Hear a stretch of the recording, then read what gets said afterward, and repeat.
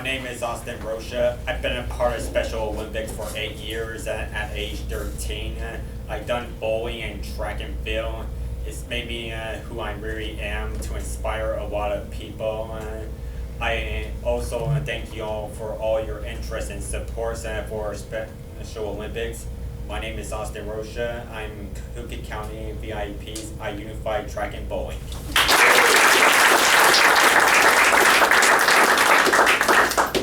All right, so last but not least. When Paul asked if we'd come participate in this, I said absolutely. He said, you kind of have a special story that maybe everybody would want to hear. And I do get asked a lot, how did you get involved in Special Olympics, and how did you get here? So it all started back in Arkansas. We're transplants ourselves. I mean, we were through Arkansas down to Central Texas, and then last year coming to this area. But starting in Arkansas, Austin's my son. He's on the autism spectrum, and the first involvement in Special Olympics was a one-day notice that said he has a track meet tomorrow. Come see him. So we went to the track, and I think he ran the 50, maybe the 100, and that was it. So fast forward, the project I was working on in Arkansas finished, and I got relocated to the Austin, Texas area. We moved to Cedar Park and got involved in the Leander School District down there. Again, it was very structured. It was a good program. Bowling, track, basketball, and then they started a powerlifting program. So I'm taking him to practice, and it's track practice, and I'm sitting there watching him, and Austin's coordination and motions and mechanics weren't where a normal 14-year-old should be. And with my background, growing up in high school, track and field, athletics, I ran for a year in college also, I told my wife, I said, I don't teach him how to run. He didn't know how to run. He skipped. That was his running. I said, if I don't teach him how to run, nobody will. And it's not that the coaches and the people that participate weren't trying. It's just there's so many kids, And so that's where volunteers and parents and siblings and unified programs really become a big part of this. It's helping it's putting more people with these kids. So I started breaking down running mechanics with him. We started doing drills. I mean, we would, and bless his heart, he would be there every morning, practice, and so we went through that. As we were going along the next couple of years, one of the coaches saw that I was working with him, and they said, you seem to know a little something about track and field. Have you ever thought about being a coach? And this was 2014. And I said, no, but I think I'll look into it. Maybe I should do that. And so I became a coach, certified track coach, Special Olympics 2014.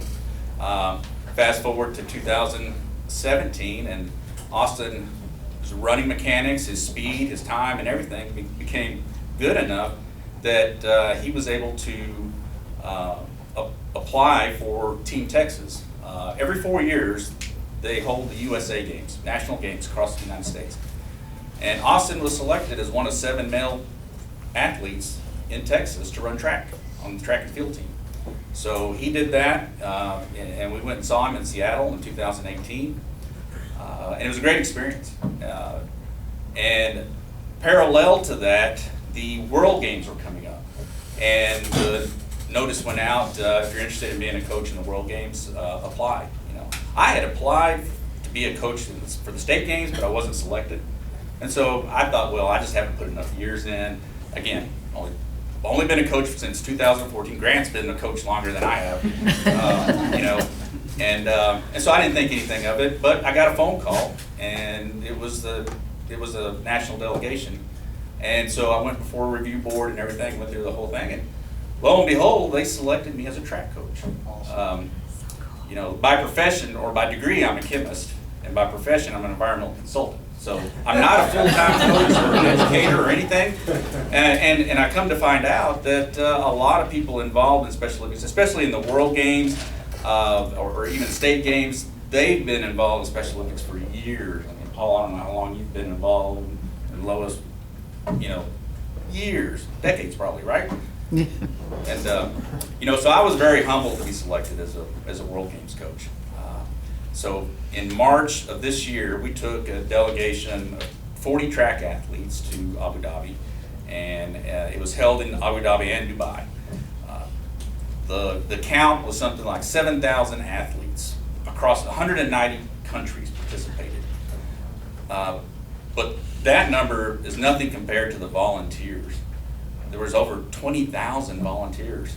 And these volunteers don't get paid to do this. And they came from all over the world. So it was just so amazing and humbling to see where this is going. It starts here local, spreads to an area, spreads to a region, spreads to a state, spreads to a country, and then it goes worldwide.